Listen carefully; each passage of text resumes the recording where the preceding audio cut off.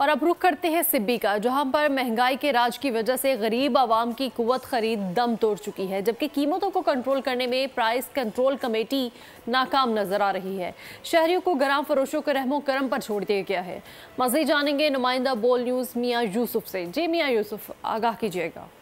जी बिल्कुल, अगरचे हम बात करें महंगाई की, तो महंगाई का एक सिबी में यलगार सा आया हुआ है और महंगाई अपने उरूज पर है। चाहे सब्जियात हों, चाहे गोश्त, मुर्गी का गोश्त हो, मुर्गी के गोश्त को भी इस वक्त पर लगे हुए हैं और मुर्गी का गोश्त की जो कीमत है फ़ी किलो 750 के करीब फ़रोख्त किया जा रहा है। इसी तरह जो प्याज है, प्याज 200 रुपये किलो, जबकि मटर है वो 250 से 300 रुपये किलो फ़रोख्त किए जा रहे हैं। टमाटर की जो कीमतें हैं वो भी आसमान से बात ही कर रही हैं। हम इनसे जानने की कोशिश करते हैं कि महंगाई ने इनको किस तरह मुतासिर किया है। जी फरमाइएगा।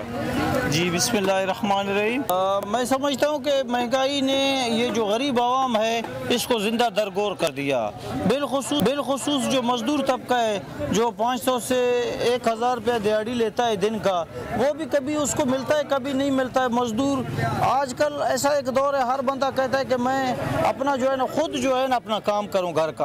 तो इस महंगाई के दौर में आपके सामने है 760 रुपया कल जो है ना किलो था मुर्गी के गोश्त का, और आज जो है ना 720 रुपये का दे रहा है। और छोटे गोश्त का तो गरीब सोच ही नहीं सकता है। इसके अलावा सब्जियाँ आपके सामने हैं। यहाँ का जो इंतज़ामिया DC साहब है, AC साहब हैं, मगर अफसोस के साथ कहना पड़ता है कि कोई यहाँ पे नहीं है। और इस ज़मीन में जो आम शहरी हैं उनका पुरसाने हाल नहीं है और आम शहरी सब्ज़ी खरीदने के लिए भी उनकी कुव्वत खरीद ख़त्म हो चुकी है।